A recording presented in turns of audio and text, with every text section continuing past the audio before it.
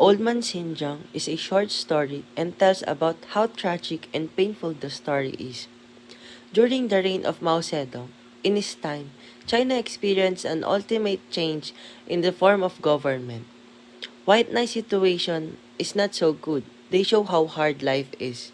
With the help of Mao Zedong, he restores China after devastations caused by wars.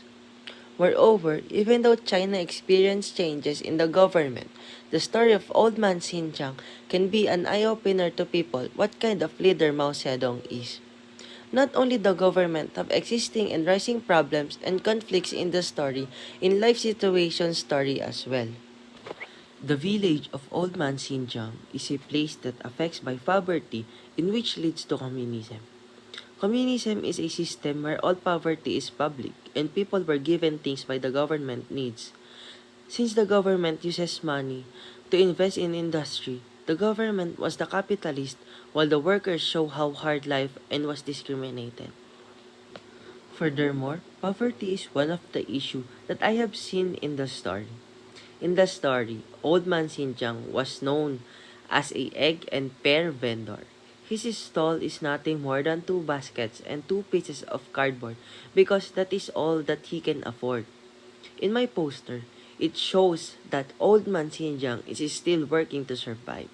Since he's experiencing hard life in China, he chooses to sell some eggs and pears. As of now, we are still experiencing poverty, and this is one of the global issues that the other country is facing. According to actionagainststandard.org, more than 780 million people live in extreme poverty on less than $1,090 per person per day, an amount which is impossible to support a healthy livelihood in any part of the world.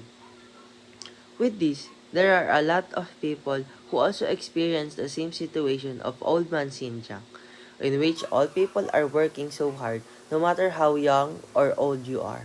Sustaining family needs is one of the biggest responsibility of a parents, and sadly to say, even if they are working, the money is not enough for their daily needs.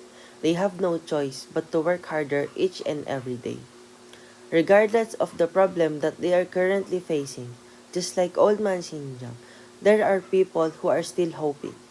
Instead of thinking and looking the negative side of the situation, they look for the positivity in it. They persevere more and become motivated more by their situation. They are motivated to do better and be better to have the chance to change their social status in life. This problem is happening nowadays. In line with the problem, communism is what I've said. This is a common issue that other country has, according to smallbusiness.org. Instead, all people work together for the common good, not for profit. The wealth produced is shared among the people based on their needs, rather than on their contribution to the work. Just like the people of the village and Old Man Xinjiang's wife was representing the working class in where they work, but they don't receive any money from the government. That's why Old Man Xinjiang sold egg and pears. That is the source of income of Old Man Xinjiang since communism happened. Therefore, in the story of Old Man Xinjiang shows how hard life is. It also shows social class before and the challenges that he faces through his class in life. Nobody can know what is your situation right now if you have problems that currently facing. With this, don't lose hope. There will always be a reason why you're experiencing that kind of situation. And it's okay to cry. Because even clouds cry if they can't carry the rain. Old Man Xinjiang really accepted what is happening to him. He accepted that life is really hard and in order to survive, you have to work and sustain your needs. He still chooses to smile and work even though he is old and sick. In this story, you will learn the word acceptance. Acceptance means that you need to accept everything that is happening in your life without complaining to it.